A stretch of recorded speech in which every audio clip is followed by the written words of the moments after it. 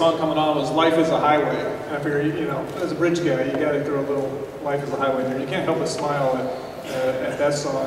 My daughter is in college down in Rolla, Missouri. It's kind of a prerequisite that you have to listen to country music, and so So we started listening the last couple of years, and I did find out that Rascal Flatts really is more than one guy.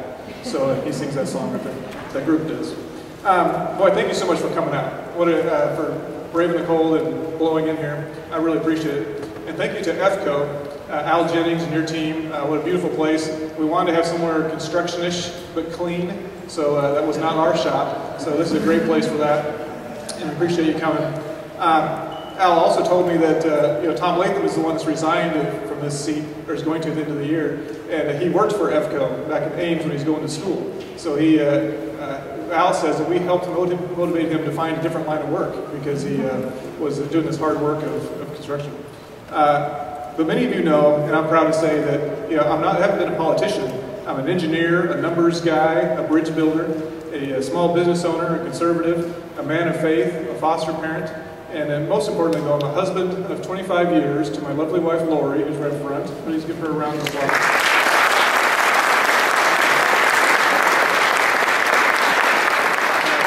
This shows what a God thing this is, because several years ago, one of my relatives asked for it.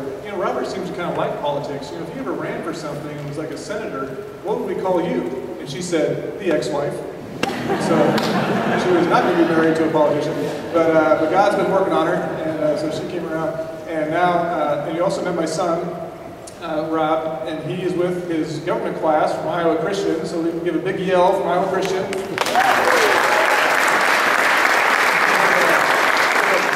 a bigger yell from Iowa Christian. So their class is here. We appreciate you coming out. But our family got together there over Christmas when this opportunity came up and said, yes, this is the right time, and this is the thing we should be doing. So I'm pleased to announce that I, Robert Cramer, am running to represent Iowa's 3rd District in the United States House of Representatives.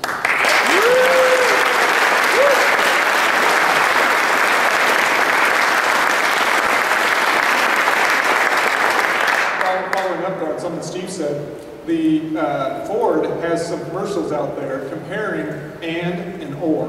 They talk about, well, what if we had nuts or bolts? And then they show the swimming pool falling apart and water gushing everywhere. Or what if we had loud or clear? And they see the teacher yelling at the kids and they can't understand a word he's saying. They say and is better. Well, it seems like, in Republican politics, that a lot of times we have to choose between someone coming from the business community and someone who shares our values is really going to fight and have the courage to fight for our values. Well, I say, and is better.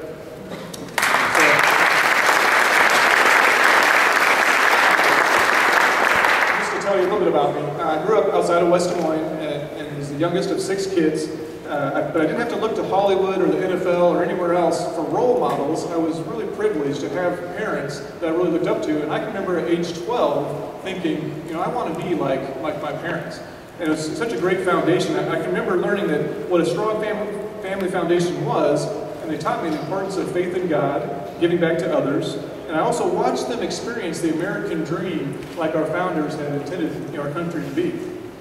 And both my parents had grown up kind of really quite poor in southern Missouri, but they had gone through some really tough times. But they fortune kind of changed when they moved to Iowa. And Dad had the chance to go to Buena Vista for 2 years, and then transferred to Iowa State. He got hooked up with some partners out of school and started building little bridges and culverts, and probably couldn't afford the nice EFCO for him, so he probably had a little wood stuff. But he grew the business, and his brothers joined him, and now it's become what is now Cramer & Associates. Well, when I was a junior in high school, I knew that that's what I wanted to do. That I felt like I was called to go into construction and follow my dad's footsteps. So I went to Iowa State and got into construction engineering, and went to work for the family business. I worked summers on the construction crew, and then I graduated construction engineering in 1990. Well, by the time I graduated, my dad, who was 40 years older than I was, he was ready to start thinking about transition. So by the year 2000, we were transitioning to the management team, and the management team's now taken over the business. So the management team, we built on that foundation that the first generation laid. And we grew the business from about $7 million a year in the 90s to over $50 million now. And although both my parents have passed away, I know that they'd be very proud of not just that we grew the business, but that we did it in a way with integrity and on the values that they had established.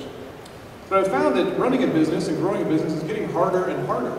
You know, this government, which the original intent of our government was just to protect our rights. But it seems like this government is kind of bent on crushing our rights and trying to put up obstacles for businesses to grow and to hire more people. But everywhere I go, when I'm talking to folks about one of the issues of the day, kind of a recurring theme that comes up is enough is enough. So, you know, the federal government is trying to do too much, they're spending too much, they're taxing too much, they're mandating too much. So I agree, enough is enough, and it's time to step up and do something and to try to do, not just talk about it, but do something about it.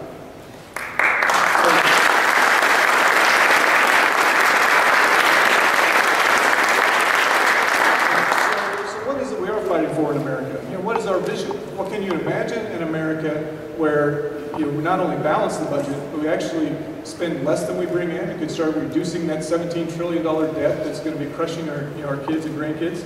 Can you imagine if we removed some huge regulations, such as Obamacare, that are keeping us from preventing small businesses from growing and creating jobs that we need here in Iowa?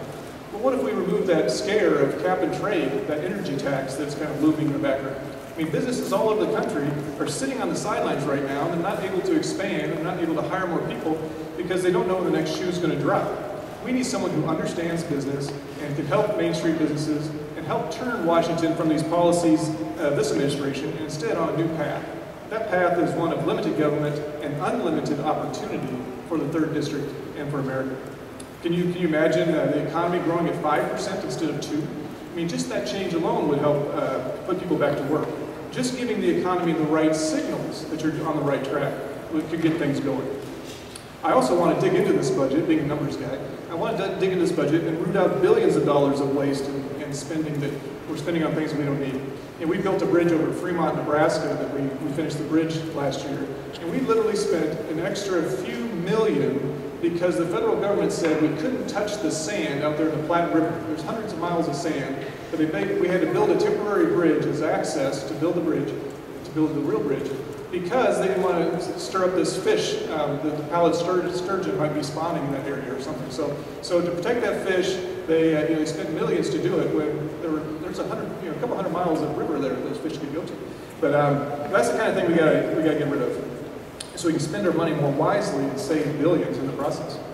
I'm asking the federal government to do what every person in the family in this room and across the district must do, and that is set priorities and live within our means.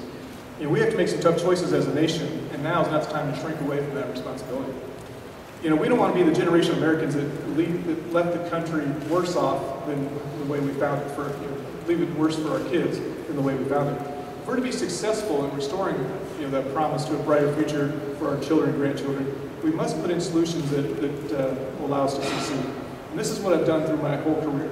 This is what engineering is all about. It's problem solving, it's finding win-win solutions, and then executing it. Speaking of win-win solutions, a year ago, I found myself trying to explain to some Democrats in the Iowa Senate that they should confirm me for the Board of Regents.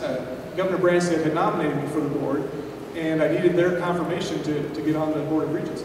And I tried to explain to them that despite our differences, I think we can come up with win-win solutions that will help our students at our Iowa universities.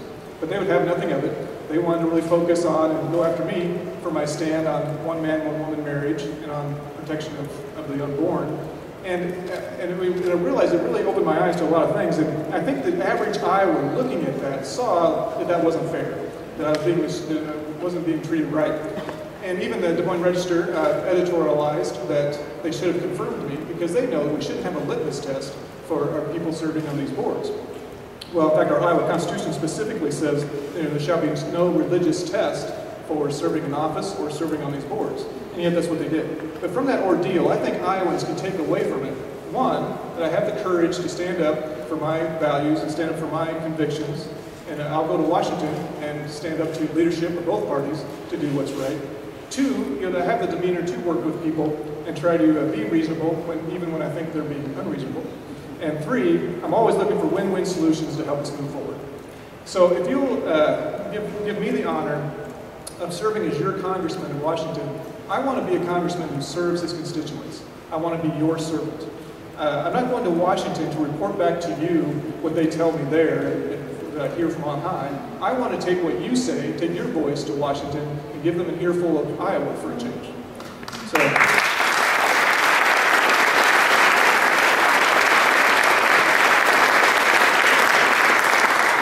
I see the problems, I see the decline, but it's not too late to turn this ship around. I'm running to inspire others to find their voice. I'm running because too many are struggling from the policies coming out of Washington. I'm running because I haven't given up on this, the greatest country on earth. My message is, enough is enough. If you'll join with me, we can turn this thing around. We can restore American pride. Thank you for coming out here today. Thank you for your support. And let's go out and give the message that help is on the way. Thank you very much.